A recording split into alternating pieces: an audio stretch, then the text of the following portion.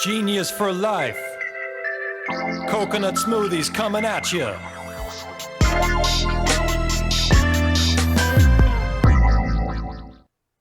Hello there. Welcome to episode 12 of 15 Minutes of Genius. We're proud that we're at 12. We're proud that we're still going. Our goal is just to get to 13. We're doing it day by day here at Manhattan Beach Studios. So as I mentioned, filming all this Manhattan Beach Studios, my buddy Mark N at ManhattanBeachStudios.net. There he is. It's the quarantine beard in full style there. This is our amazing studio. It is awesome. If you would like any video, audio, editing, photography, studio photography, anything like that, all these, he's a specialist at it. Reach out to him, Mark N at ManhattanBeachStudios.net. It could look as beautiful as this video cast. So that's pretty amazing. All right, so I'm going to roll right in to my guest.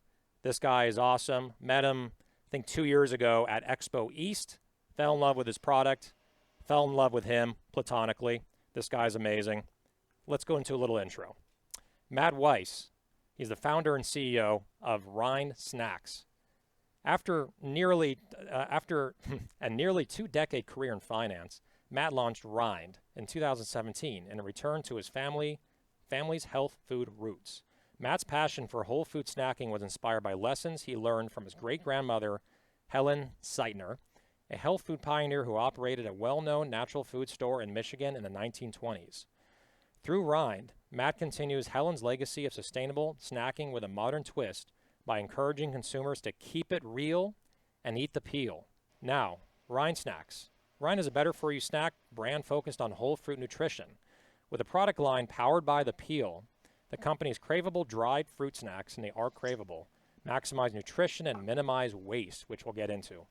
Rind sits at the intersection of two of the most powerful trends in CPG today, functional nutrition and sustainable snacking together in one. Matt, how's it going, buddy? Alex, it is great to be with you, and I miss seeing you at all the shows. I know. Hopefully another show actually happens at some point, sometime in 2021. Who knows? It'd be good to be live with other humans at some point, not all through screens. Exactly. Zoom seems to be the new standard, so hopefully we can get back to normal human interaction, All right, so Amen. Let's roll right into it. Career in finance, right? You started in finance, obviously, knowing how to manage finances, knowing how to manage money is super instrumental in running a CPG business. Tell us about your story on, you started in finance, then you went over to CPG, got inspired at a young age by your great-grandmother. Let's talk about all that and how you eventually got to the path where you are now. Great. Look, I am pursuing my passion in life. And for the last 20 years, I was pursuing other people's dreams. And I wanted to really take that plunge and build something for myself, for my family, that could connect with others and provide a really nutritious whole fruit snack that I remember hearing stories about when I was a kid. And my great-grandmother, who lived to about 100, Wow, used to preach roots, rinds, seeds, and stems, all those forgotten scraps that are, really gems that have the greatest concentration of nutrients and minerals and fiber, and yet are some of the most commonly discarded food scraps. So I was always entrepreneurially minded. And when I was, getting that itch and yearning, I was covering public food companies at my previous job. My experience took me to the expos where we met, and I fell in love. It's hard not to be, so captivated by the excitement of innovation, creativity, not to mention like tasty snacks and it's amazing. And so I knew that was what I wanted to do. And so on the side, I started incubating this idea of a skin-on snack product that brought fruit snacks back to their roots, away from the artificial sweetened, candied nature that they had somehow become, and really amp it up with this bold, exciting, take on a classic snack food favorite. So that's what Rind's all about. And it's very, very different. And it also, lower sugar, It also has a ton of fiber, so there's a lot of nutritional benefits just for, for the average consumer that is buying this. But I think the most important thing that was, you mentioned too, is that you're on a mission, it's healthy for you, but it also tastes really good. And those two have to be together to have a real successful brand, right? So talk to us more about the sustainability factor. This is huge, right? People are switching from plastic. People are upcycling now. Tell us about your mission, how you arrived to do the upcycling, and then how does that even work? Like, how are you able to source upcycled fruit? Yeah. So it's integral to what we do. It's not just about snacking better, it's about doing better. And it's doing better by your body, by the planet. There should be it's nature's candy, dried fruit, and fruit in general. And so stripping away the most nutritious part and adding sugar and adding preservatives like sulfur dioxide, it's like criminal. It's kids on stuff they shouldn't be having. And so what's important is a lot of the upcycle movement, which I love and which Ryan gets kind of grouped into, is often taking a byproduct from one supply chain and is turning it into a value added product and creating another, category. With rind, the problem is even more elemental. It starts at the point where fruit is being peeled and this most nutritious layer is being removed because it doesn't meet those aesthetics of, beautiful, blemish-free products, or the peel imparts more tanginess. But that's where all the fiber is. It's such a simple concept where when you have baked goods, for example, and you want to add some zing to those, people just take some lemons and some oranges and Mm-hmm. grate it and add that zest. And it really amps flavor profile and a little bit of nutrition. We take that to the next level and create a whole snackable slice centered around the rind. How we do it is pretty simple. Most other brands are asking for a peeled speck from their suppliers, which creates a ton of unnecessary food waste. We are working with best in class growers, farmers, co-packers, and we are focused on maintaining the natural integrity of the fruit by keeping the rind, the seeds, occasionally the stems intact, removing the waste and the unnecessary time involved in removing the rinds, and creating what we think is a certainly more nutritious, tangy, textural snack experience. Mm. And I would have never guessed from tasting your product for the first time that it's from the rind or from the peel, right? And that's what I love about the branding, like keep it real, eat the peel. And I think that is a very, very powerful mission, the sustainability mission. I remember seeing a video, I think on YouTube, that talked about all the apples that are thrown away in 1 year. And it was like Yeah. 50 football fields. So you're part of that Yeah. mission to really sustain the fruit, not just throw it away, and actually use that entire peel. How does it taste so good being the peel? Like, I just don't, it's just unbelievable. So peels are bursting with nutrition and flavor, and there's good reason why. They are the antioxidant armor of the fruit. They are dealing with all the environmental stressors during the growing season in the field, in the orchard.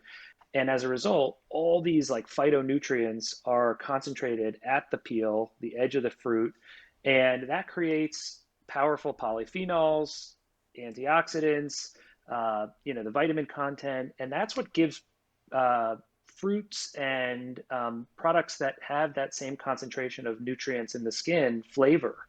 And it's not just bright colors, but it's the flavor that comes through. It's more tangy, more bittersweet. That's where we think taste profiles are shifting. You have like a whole generation of millennials that are putting sriracha on everything, and they're looking and they're conditioning their taste buds for something bold, exciting, flavorful, and rinds really deliver that in terms of flavor and then a nutritional punch as well. Mm. And you're definitely right that a lot of the competitors that I see, right, and I remember maybe 10, 5, 10 years ago when I was really into like dried fruit snacks. I would buy them and it would be loaded with sugars, loaded with flavorings. And it's like it's like crack, right? It's like it's too sweet and it's too good, and it goes further and further away from nature. What I love about your product is you keep it as close to nature as possible, but in a consumable format where the product does not go, like an apple will go bad if you cut it open within half a day, right? It'll turn brown. Yep. Yours, without adding preservatives or anything weird to it or junky extras, it just lasts for a good amount of time, but also has the nutrition in it as well. So it's the best of both worlds. It's a mobile snack you can have anywhere.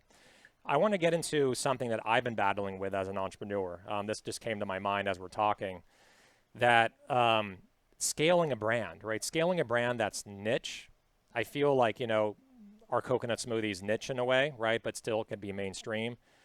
Dried fruit snacks that use the rind, that's on a sustainability mission, that also is somewhat niche. How do you grow this from all the natural retailers into more conventional retailers? Like, how do you think that this can go all the way, meaning beyond just natural and get into any conventional retailer? And if so, tell me why. Yeah, glad you asked that question.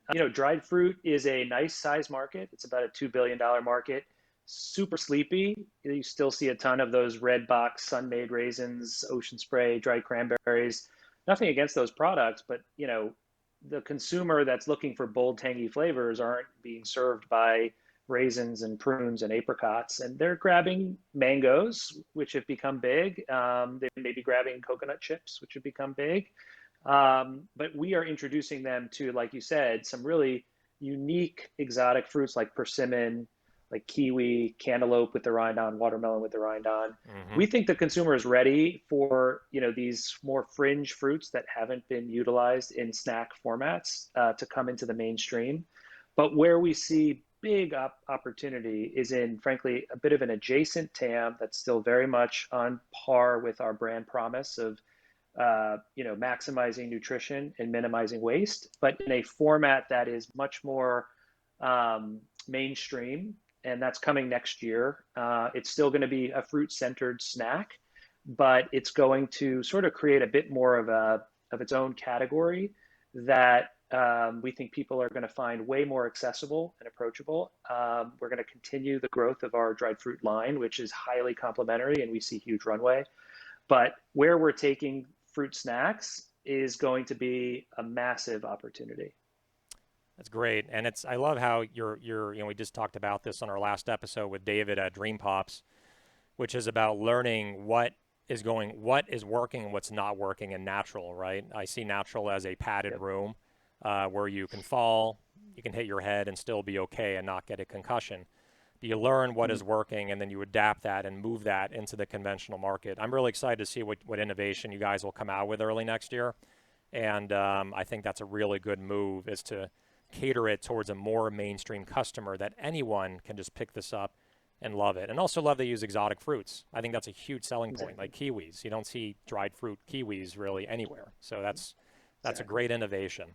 So, and we have a couple minutes left here. So I really want to just pick your brain just for a minute or two for all the entrepreneurs watching. When you create something that really no one else has ever done, right, which is the rind dried fruit snack, how do you go about creating that? How do you find the right co-packers? Like, it's just when you start something, let me rephrase my question. Would you rather start something brand new that no one else has ever done, or do something better than what's already in the market? What is your strategy, in your opinion, to really have the most success? And how were you able to create this where it's really, really Yeah. different, right? I listened to a podcast this morning that dabbled in this topic, and I loved the answer, which was innovation in both emerging categories where you're blazing the trail, which is really difficult, but the size of the prize is massive, or innovating in an existing category and expanding the size of the market and the TAM. And the common misconception is that you can't expand the TAM of an existing market. It's just sort of the way it is the way it is. I'll give you an example. Electric cars before Tesla, they had been around. They had been, there'd been incremental advances. GM had one, the Volt, the Leaf, et cetera, and nothing ever really gained traction. And people would have written off electric vehicles, before they became what they are, before Tesla. And so what it took, though, was an entrepreneur who gave a damn. And in that case, it was Elon Musk. And to take the time to focus on a category that others have written off and sort of saying there's nothing exciting about this, and proving them wrong, that's exciting to me. Now, comparing electric vehicles to the world of fruit snacks is very different. Right. But I think it takes an entrepreneur to look at a category and say it doesn't have to be this way, and to give a damn, and to say I am going to create a more functional, modern snack that appeals to a whole generation of consumers who don't want raisins, who don't want prunes, who don't want sugar on nature's candy, and want something bold, exciting, sustainably focused, mission driven, and build an entire brand that didn't exist on anyone's radar, a few years before. It can be done. It just requires an individual with passion and creativity to take the step. Exactly. That was really, really well said, man. Really well said. And execution is key, right? Is getting the product in the stores, selling it in. I mean, I could see this at Costco, right? Right next to the dried mangoes and, the other dried fruits Yep. they have. I could see this right next to those in Costco. And I think I have a hunch that it will be there, right? Sooner than later. So, Working on it. yeah, it takes time. Yeah, learning from experience, it takes time to get into these larger retailers, but when you get in, it's worth it. Totally. So the long slough of selling product in. So we have about a minute left here. Any other parting advice that you have for entrepreneurs? You've covered a lot already, man. Like you've covered how to innovate within an existing space. You covered sustainability. Is there anything else that really comes to mind that you want to share with all the entrepreneurs and everyone watching on LinkedIn? Yeah, I'd love to. That is the importance and often underrated the idea of planting seeds are. I subscribe to and believe in relentless networking, and good people give off sort of a vibe, and you can just feel it when you connect with them, when you meet with them, maybe when you've read an article about them and you want to just meet them on LinkedIn. Seek out those good people, plant seeds. Don't ask for anything, but just listen and learn. And I think so many people feel a little paralyzed to reach out to people that may be a little further along in their career path, that they admire, that are doing things. And I think they'd be really surprised at how approachable people are, sharing some of their lessons that they've learned along the way. And I think that's what's awesome about the food and beverage community that we're a part of. Alex, I'm sure you feel the same way. And, there's really great people in our industry, and seek them out, plant seeds, leave no stone unturned. It's a long game, and embrace the grind and embrace the rind. I love it. Embrace the grind, embrace the rind. I love this. So that's a great way to end this episode 12. Thank you, Matt, for joining us. Great advice. And yeah, man. Yeah, really enjoyed having you on this. So thank you again. Thanks, Alex. Been a pleasure. Keep up the great work on this podcast. It's awesome. Awesome. Thank you. Okay, so that is episode 12 of 15 Minutes of Genius with none other than the founder and CEO of Rind Snacks, Matt Weiss. Keep it real. Eat the peel. Going to get some of that on my way home tonight from Whole Foods or from all these other retailers they're in. So, again, big credit to Mark Nicholas, Mark N. at ManhattanBeachStudios.net. He's the man that made this entire show happen. It's just me, him, Backwall, and a ton of editing and computers, and he made it happen. He's a genius. So thank you again. Episode 12 in the books. And I always end with this. Stay genius, my friends.